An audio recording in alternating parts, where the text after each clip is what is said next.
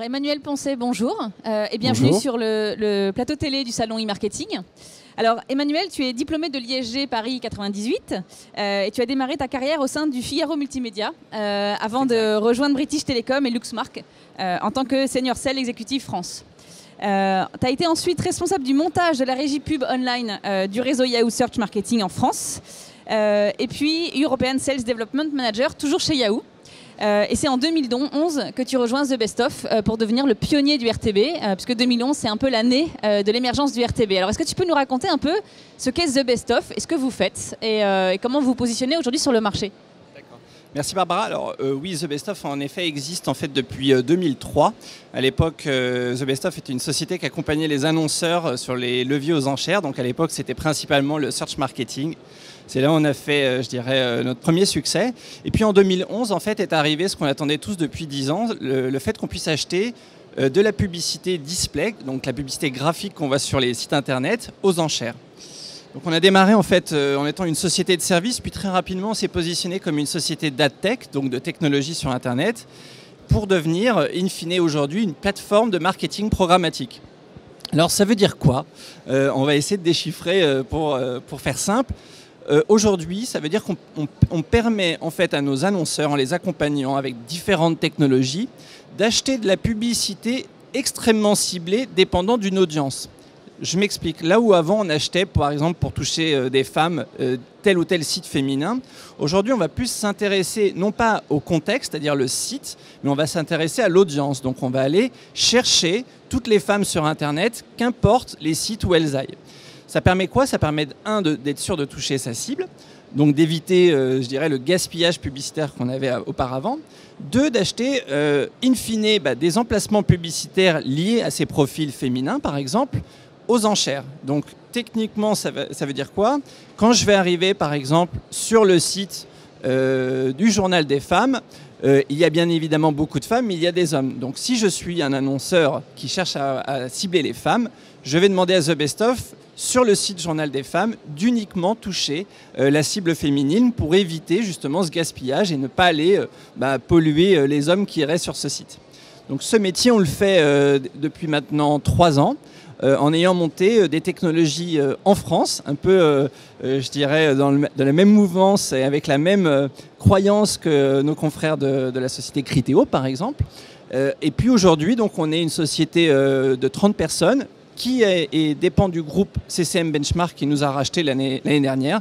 Donc on est aujourd'hui une société à la fois de technologie, et puis une société de data, avec beaucoup de data. Et c'est avec le mariage des technologies et de la data qu'on arrive aujourd'hui à optimiser les dépenses de nos annonceurs.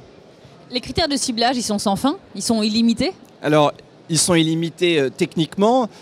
En réalité, ils sont limités parce qu'on doit nous-mêmes les programmer dans cette interface. Donc, les principaux, on va dire, qui intéressent généralement nos clients sont des critères sociodémo, des critères de géolocalisation, et puis maintenant des critères beaucoup plus fins qu'on a pour les marques et les marchands. Ce sont des critères d'engagement, donc afin de savoir si on est en face d'internautes déjà engagés avec la marque, parce qu'ils sont allés souvent sur un site, parce qu'ils sont allés jusqu'au panier, parce qu'ils sont déjà dans le CRM d'un client, ou à l'inverse.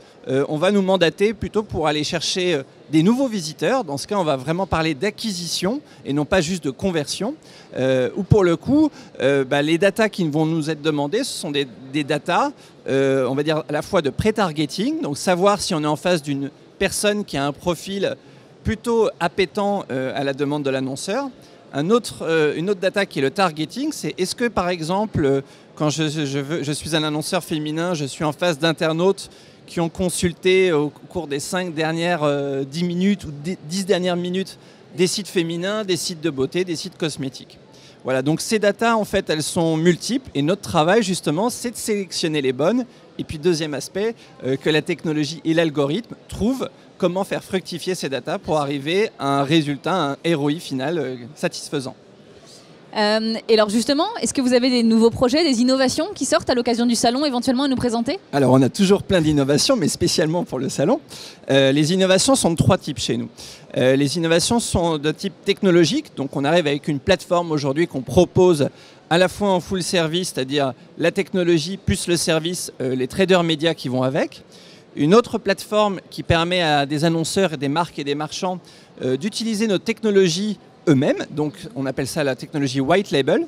Et puis une troisième innovation dont on est vraiment fiers, c'est une plateforme qui s'appelle Uxad, qu'on présente aujourd'hui à un concours d'innovation dans les stratégies digitales, qui est en fait une plateforme très intuitive, en self-service, à la carte bleue, qui permet à des TPE-PME, et Dieu sait qu'il y en a aujourd'hui sur ce salon, d'investir, de faire de la publicité de manière très intuitive, à l'instar de ce qu'ils faisaient déjà sur Google, où ils pouvaient en 5 minutes être en ligne.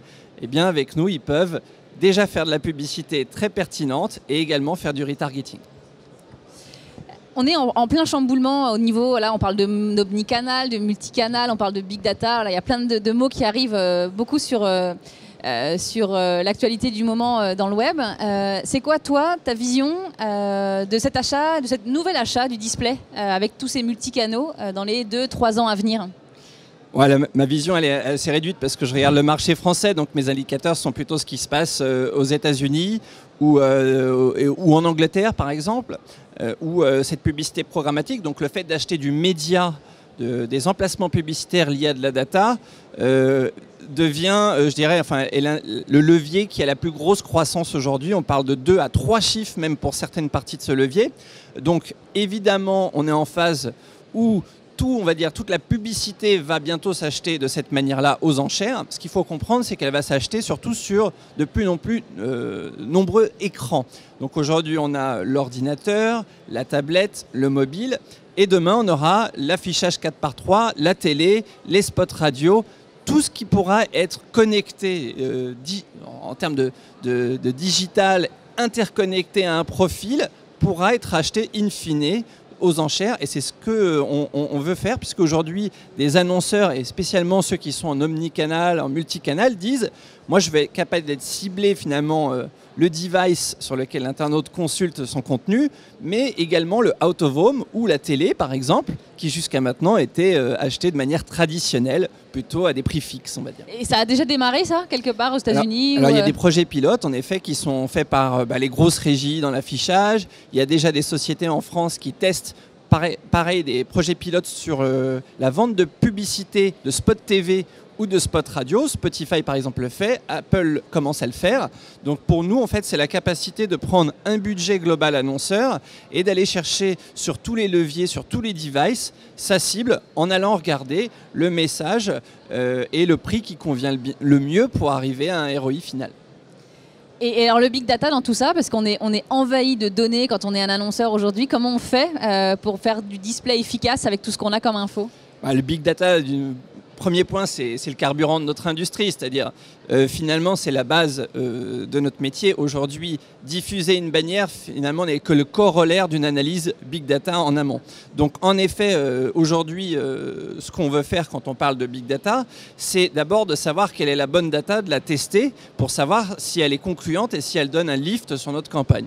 Donc en termes de big data, nous c'est vrai qu'on s'est équipé dès le début de notre métier avec cette fameuse DMP, la Data Management Platform, qui permet d'agréger, de collecter, on va dire, tout type de données, et puis derrière de travailler avec ces fameux data analystes qui, eux, à partir de toutes ces données, arrivent à trouver des tendances et à créer des algorithmes que derrière on met en place pour de l'achat publicitaire raisonné. Donc aujourd'hui, c'est vrai que notre métier, il faut l'avouer, on est tous très forts en techno, mais la plus grande difficulté, notre plus grand défi finalement, c'est l'évangélisation de nos clients qui, eux, bien évidemment, cherchent à savoir ce qu'ils peuvent faire en termes de big data et comment ils peuvent le connecter à nos technologies, parce que finalement avoir de la data c'est très bien, mais avoir de la data qu'on peut activer et qu'on puisse tester, c'est encore mieux. Donc voilà l'enjeu pour nous du big data dans les prochaines années. Emmanuel Poncet, merci beaucoup. Merci et à Barbara. bientôt. À bientôt. Au revoir. Au revoir.